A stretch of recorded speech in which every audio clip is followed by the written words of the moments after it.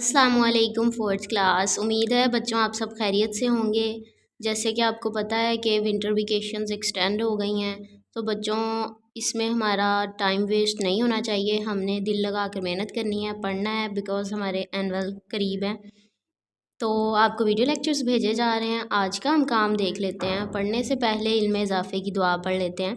आऊज़ु बिल्लाहि मिनश शैतानिर रजीम, बिस्मिल्लाहिर रहमानिर रहीम, रब्बी ज़िदनी इल्मा। तो बच्चों हम लेसन नंबर 1 से स्टार्ट करेंगे अपनी रिवीजन, जिसका नाम है सिटीज़नशिप एंड राइट्स, शहरियत और हकूक़। आपने बच्चों इसको रिवाइज़ किया तो होगा अपनी वेकेशंस में, तो अब हम दोबारा एक दफ़ा देख लेते हैं रिवीजन। मैं आपको टेस्ट बना के दूंगी तो ज़्यादा अच्छी रिवीजन हो जाएगी। तो इसमें बच्चों सबसे पहले उन्होंने हमें लेट्स राइट के बारे में बताया कि सहर जो है वो एक गर्ल गाइड है, एक्टिवली पार्टिसिपेट करती है, हर चीज़ में रिस्पॉन्सिबल है। तो उन्होंने हमसे क्वेश्चन किया है कि write an event when you proved yourself to be a responsible citizen. एक कोई मौका बताना है जब आपने अपने आप को एक ज़िम्मेदार शख्स पाया हो। तो हमने इसमें राइट किया था, I proved myself to be a responsible person by not running away from my responsibilities and helping others when they are in need. I helped and all ready to cross the road. Okay. Next है बच्चों के citizen क्या होता है, शहरी क्या होता है। जहाँ जिस जगह पर हम रहते हैं, रिलेट करते हैं, हम वहाँ के शहरी होते हैं, सिटीज़न होते हैं। ग्लोबल सिटीज़न वो पर्सन होता है जो पूरी दुनिया से रिलेट करता है, वर्ल्ड वाइड कम्युनिटी का पार्ट होता है। वो जहाँ भी रहे वो ग्लोबल सिटीज़न होता है। They work for the good of their country, वो अपने मुल्क की अच्छाई के लिए काम करते हैं। उसकी कुछ ही हमें रिस्पॉन्सिबिलिटीज़ बताई गई हैं।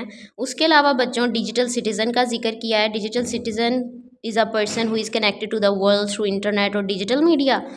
तो उसके अलावा ये कुछ रिस्पॉन्सिबिलिटीज़ हैं जो कि डिजिटल सिटीज़न हैं कि हमें गलत इन्फॉर्मेशन फैलाने से पहले सोच लेना चाहिए, अवॉइड करना चाहिए, डैमेज नहीं करनी चाहिए किसी भी पर्सन की रेपुटेशन को, किसी की भी शोहरत को। हमें इंसानी हकूक़ की रिस्पेक्ट करनी चाहिए। इसमें रिकॉल एंड रिप्लाई था, डिड यू नो है, जिसका क्वेश्चन था what are basic Islamic rights. ये 3 हमने राइट्स किए थे, जिसमें ह्यूमन राइट्स हैं, इंसानों के हकूक़। अल्लाह ताला ने हम सबको इक्वल बनाया है और कई इंसानों के हकूक़ हैं। हम सब बॉर्न फ्री हैं, इक्वल हैं। Slavery is prohibited in all its form. Everyone has right to life, liberty and security of the person. Next है बच्चों उन्होंने डिस्कस किया है कि जिस तरह हमारे ऊपर हकूक़ आते हैं उसी तरह हमारे लिए रिस्पॉन्सिबिलिटीज़ भी आती हैं। जैसे कि आपका हक़ है आप एजुकेशन हासिल करें, उसी तरह फिर आप पर रिस्पॉन्सिबिलिटी ये आती है कि आप रोज़ाना स्कूल आएँ। और इसी तरह राइट्स के साथ रिस्पॉन्सिबिलिटीज़ आती हैं, तो इनको यहाँ डिस्कस किया गया है।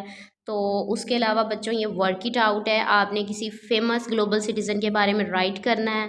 उसके अलावा ये ब्लैंक्स हैं, a global citizen works for the dash of their country, good of their country, peace, digital citizen, equal responsibilities.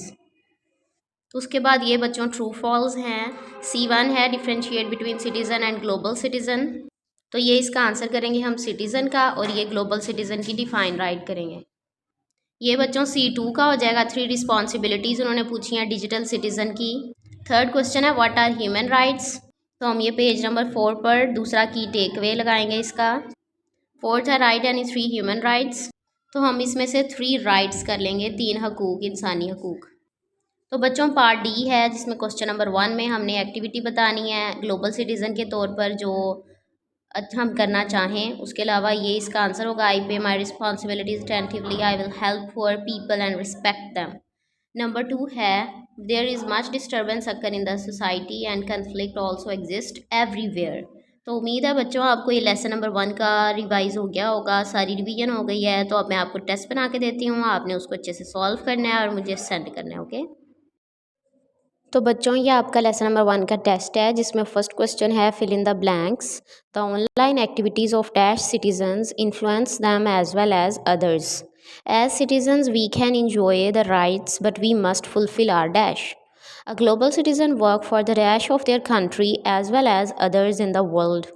Number 4 is a digital citizen makes effective use of the dash and the digital media. Number 2 question है true or false. Slavery is allowed in all its forms. The global citizen works only for the good of their country. Being a citizen means being a member of a country. Citizen means being a member of a particular country.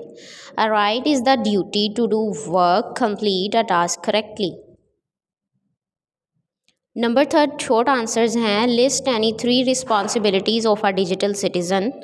Number 2 short question है what are human rights. उसके बाद बच्चों आपके पास एक long question है discuss what happens when human rights are not protected. Number 5th question is who is a digital citizen. उम्मीद है बच्चों आपको समझ आ गई होगी। इसको सॉल्व करके आपने मुझे सेंड करना है। अपना ख्याल रखिएगा। फ़ी अमान अल्लाह।